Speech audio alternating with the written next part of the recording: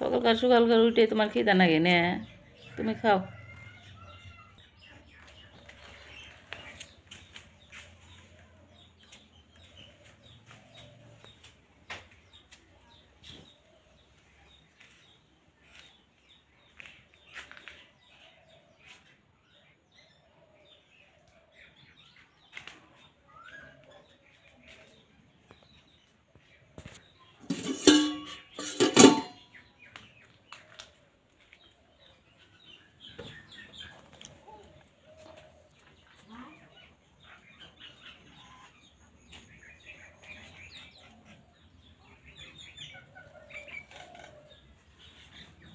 যখন নিজের কিছু না থাকে তখন কেউ কিন্তু ধরা দেয় না, আর যখন নিজে কিছু অনেক কষ্ট করার পর কিছু করা হয় তখন দেখবেন যে মানুষের অভাব হয় না। এই যে আমার জীবনে দেখেন আমি কত কষ্ট কইরা আজকে আমি এই জায়গায় আইছি, যে বাড়িটা আপনারা দেখতে পাচ্ছেন, এই বাড়িটা কিন্তু আমি অনেক কষ্ট কইরা করছি, ভাড়া বাসায় থাকছি, অনেক কষ্ট করছি, সেগুলো আর কি বলার মতো না।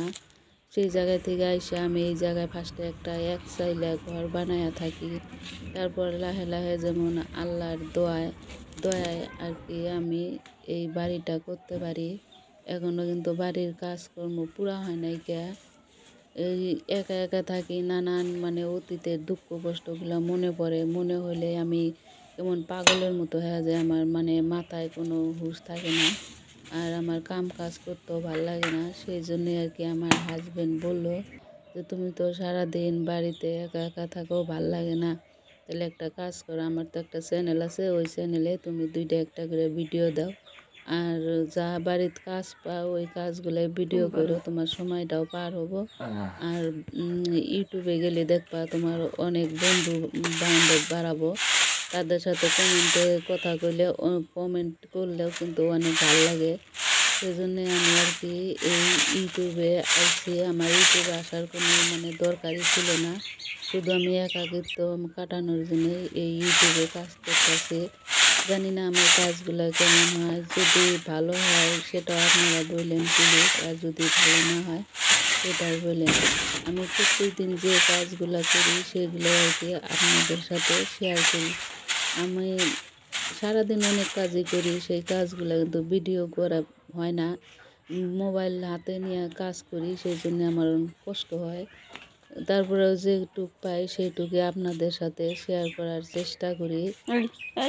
আমার ভিডিওগুলো জানি অত একটা ভালো হয় না, সবাই কত সুন্দর সুন্দর ওরা ভিডিও করে, কত সুন্দর সুন্দর জিনিসপাতি, সবারই এইগুলো অনেক ভালো লাগে।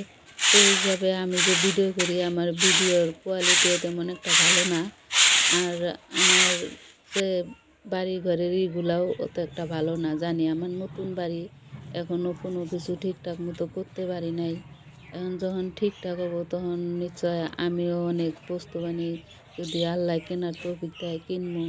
এখন বর্তমান কোনো কিছু কেনার তেমন একটা ক্ষমতা নাই, সেজন্যই আমি বাড়িতে যেগুলা কাজগুলা করি, যেমন রান্না বান্না, থালা বাসন ধোয়া, ঘর ঝাড় দেওয়া, এগুলাকে আমি আপনাদের সাথে শেয়ার করি। আর এখন এই যে আমার হাজবেন্ড দিয়ে গাছে দিয়ে একটা লাউ বাইরে নিয়ে আইলাম, আজকে ওই লাউ দিয়ে আর কি মাছ দিয়ে রান্না করবো। সেই জন্যে আমার হাজবেন্ডকে বললাম যে গাছে একটা লাউ আছে, তাহলে তুমি পাইরা দাও।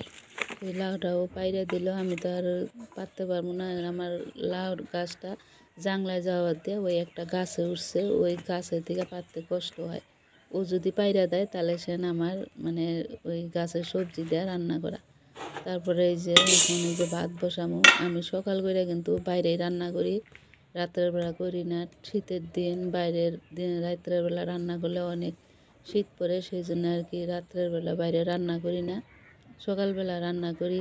দেখবেন যে আমি যখনই সকালে ভিডিও করি কিন্তু বাইরেই রান্না করি, হঠাৎ ধরেন ঘরে করি যখন শরীরটা একদম খারাপ লাগে তখন ঘরে করি। আর ওই যে বিড়ালের বাচ্চাটা দেন ঘোরাফেরা আরম্ভ করে দিছে, এ তো সকালে ঘুম থেকে উঠার আগেই আর খিদা লাগে, দেখলেনি তো, ঘুম থেকে উঠেই আগে ওকে খাবার দিলাম, খাবার দিয়ে তারপর আমি ওই যে বাইরে গেলাম, বাইরে থেকে এসে তারপরে এই যে ঘর দুয়ার সব কিছু ঝাড়ু দিছি, দিয়া তারপরে সে নিয়ে চাটা বানিয়ে খাইয়া দেয়, তারপরে যে রান্নার জন্য আইসা বললাম। এটা হলো রাত্রের বেলার ভিডিও। মানে সকালে তো লাউ রান্না করে খাইছি মাছ দিয়ে, আর রাত্রের বেলা ভাবলাম যে লাউ দিয়া মুসুর কলার ডাল দিয়ে আর একটা মাছ আছে, মাছ দিয়ে রান্না করি। তার আগে যে আমি চাল আর কি চাল আটা আর সুজি এক জায়গায় করে গুলা রাখছিলাম, বললাম কয়টা তেলে পিঠা বানাই খাই। আমি কিন্তু তেলে পিঠাটা মাঝে মাঝেই খাই।